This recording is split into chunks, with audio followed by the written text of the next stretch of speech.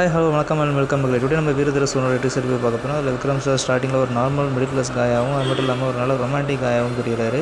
ஒரு நல்ல ஃபேமிலி பர்சனாகவும், அது மட்டும் இல்லாமல் டக்குன்னு கன் எடுத்து லோட் பண்ணுறது பார்க்குறப்போ ஒரு நல்ல மாசான விக்ரம் சார் இருக்குது. இதில் விக்ரம் சார் வந்து ஏதோ ஒரு சம்பவம் பண்ண மாதிரி அதெல்லாம் தேடிட்டு இருக்கிற மாதிரி இருக்குது. கட் பண்ணால் அப்படியே எச். சூர்யா சார் வந்து விக்ரம் சார் பண்ண சம்பவத்துக்காக தெரியாரா, இல்லை விக்ரம் சாரை வச்சு ஏதோ சம்பவம் பண்ணுற யூஸ் பண்ண போகிறாரு விக்ரம் சார் அப்படின்றக்காக தெரியல.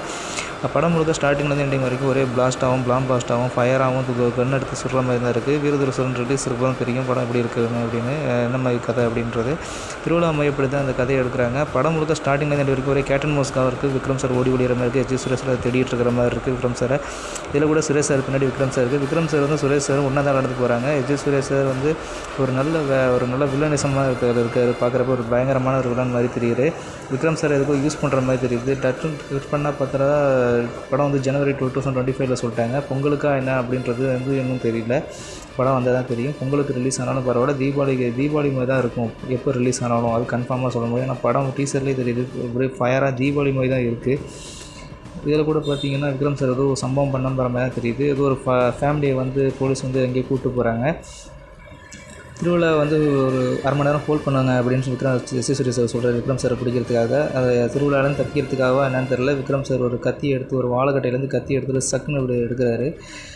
இதில் கூட பார்த்திங்கன்னா சுரேஷ் சார் வந்து பின்னாடி வந்து விக்ரம் சார் தான் நிற்கிறாரு. இது போகிறதுக்காக சுரேஷ் சார் வந்து விக்ரம் சாரை கையில் வச்சுருக்கிற மாதிரி இருக்குது. இதில் கூட விக்ரம் சார் தான் பின்னாடி இருக்காரு, பார்த்தா தெரியுது. இதில் கூட பார்த்திங்கன்னா விக்ரம் சார் யாரோ வான் பண்ணுற மாதிரி இருக்குது, பேசாமல் போயிடாத அவனுக்கு நல்லது அப்படின்ற மாதிரி. இந்த கோர்ட்டில் கூட பார்த்திங்கன்னா ராஜலட்சுமின்ற பேர் இருக்குது. அது வந்து சுரவிஜயனோட பேராக கூட இருக்கலாம்னு தோணுது. அருள் அந்த விக்ரம் சார் மாதிரி இருக்குது. இது வந்து கிளைமாக்ஸாக தான் இருக்கும்னு நினைக்கிறேன். ஆனால் பார்ட் 2 ரிவீல் பண்ணுற கிளைமாக்ஸாக இருக்கும்னு நினைக்கிறேன். யாரையும் விக்ரம் சார் வந்து பிளாஸ்ட் பண்ணுறதுக்கு அப்படி ஒரு ஃபயராக அந்த பாம்பை எடுத்துகிட்டு வராரு தூக்கி போடுறதுக்கு. அதுக்கு இதில் பார்க்குறப்ப நடிப்பறக்காக எஸ். சூர்யா சார் தெரியும், நல்லா நடிப்பார், வேறு லெவலில் பண்ணுவார். அதே மாதிரி விக்ரம் சார் தெரியும், மான்ஸ்டர் நடிப்பு அரக்கன் அப்படின்னு சொல்லலாம், அந்தளவுக்கு தெரியும். இந்த வீரதரசனுக்கு என்னுடைய வாழ்த்துக்களை தெரிவிச்சுக்கிறேன். படத்தோட டீமுக்கு என்னோட விசேஷத்தை தெரிவிச்சுக்கிறேன். படம் வந்து எப்போ வந்தாலும் சரி, இது பொங்கலுக்கு வந்தா இப்போயும் நான் மறுபடியும் சொல்கிறேன், பொங்கலுக்கு வருதான்னு தெரியல, வேறு டேட்டில் ஒரே ஜனவரியில் வேறு டேட்டில் வந்தாலும் எப்போ ரிலீஸ் ஆனாலும் அது தீபாவளி மாதிரி தான் இருக்குன்றதை என்னால் கன்ஃபார்மாக சொல்ல முடியும். ஆஸ் எ விக்ரம் ஃபேனாக சீக்கிரம் வாங்க தலைவா, உங்களை பார்க்க நாங்களாம் ஆவலோட வெயிட் பண்ணுறோம்.